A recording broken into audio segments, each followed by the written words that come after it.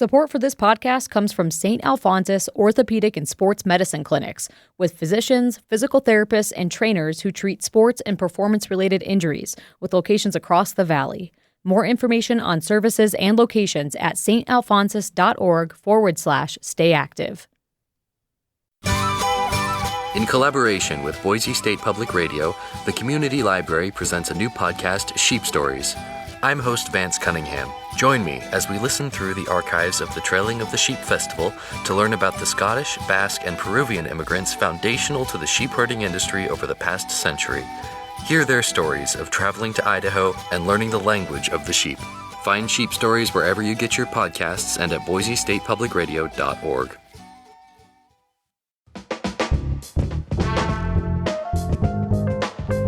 From Boise State Public Radio, this is The Connector. It's Idaho's Daily News. Good morning.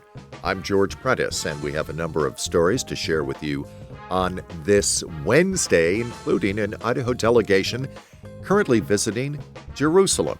We'll tell you about Robert Redford's numerous connections to Idaho, and we'll tell you how a film crew is using the City of Lewiston to double as the city of Seattle in a film.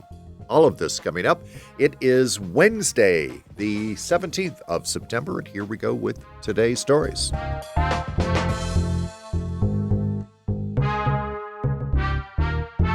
Idaho lawmakers are among 250 elected representatives visiting Israel this week. At a press conference in Jerusalem yesterday, Prime Minister Benjamin Netanyahu called it the biggest delegation of legislators ever to visit his country. Julie Lukata reports.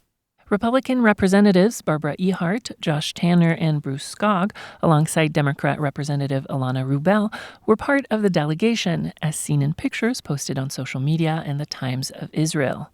Their participation was not publicized, and none responded to multiple requests for comment. At the conference, Israeli Foreign Minister Gideon Sa'ar urged the legislators to pass anti-boycott, divest, and sanctions laws in their states. The U.S. is a global superpower, but it is also a moral superpower. A United Nations report released Tuesday says Israeli security forces have committed crimes against humanity in Gaza. In a video posted by the BBC, UN Human Rights Council's Navi Pillay called Israel's actions ruthless. The Commission concluded that Israel has committed genocide against the Palestinian people in Gaza and that it is continuing with that genocide. Since October 2023, the UN reports Israel has killed more than 64,000 Palestinians, including 17,000 children. Julie Duqueta, Boise State Public Radio News. Honors and condolences from across the globe continue to come in the wake of the death of Oscar winner Robert Redford, who died in his Utah home early Tuesday. And that includes remembrances here in Idaho. In eastern Idaho, there are memories of when Redford brought a preview of his film Jeremiah Johnson to Pocatello, that to benefit a fellowship to honor Vardis Fisher of eastern Idaho. Jeremiah Johnson was based on Fisher's book Mountain Man, and that premiere was in 1972. And in north-central Idaho, there are memories of when Redford was in town to kickstart his Institute for Resource Management, which attracted University of Idaho students, asking them to focus on achieving a proper balance between environmental and industrial interests.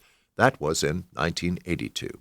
And then it was 1989 that Redford came to Boise to be the headliner in a fundraiser for then Idaho Governor Cecil Andrus.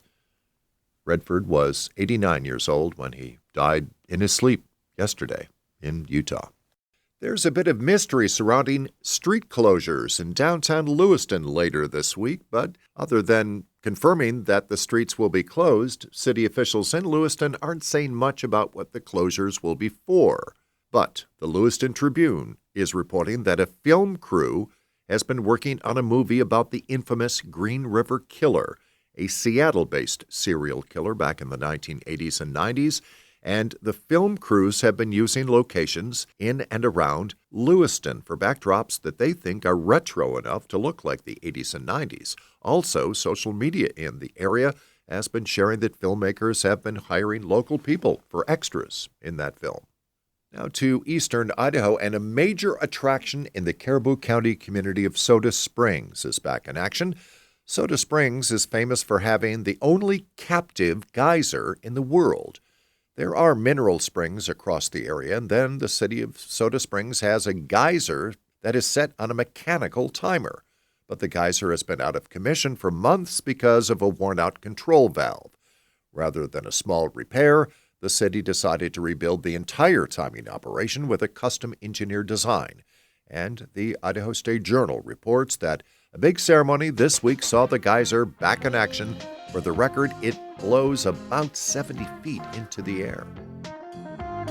And that is today's episode of The Connector. I'm George Prentice. What do you say? We come back here on Thursday. You can stay in touch between now and then by visiting BoiseStatePublicRadio.org or the Boise State Public Radio app, and do us a huge favor and tell your friends, family, and neighbors about The Connector and the fact that they can find it anywhere they find their favorite podcasts.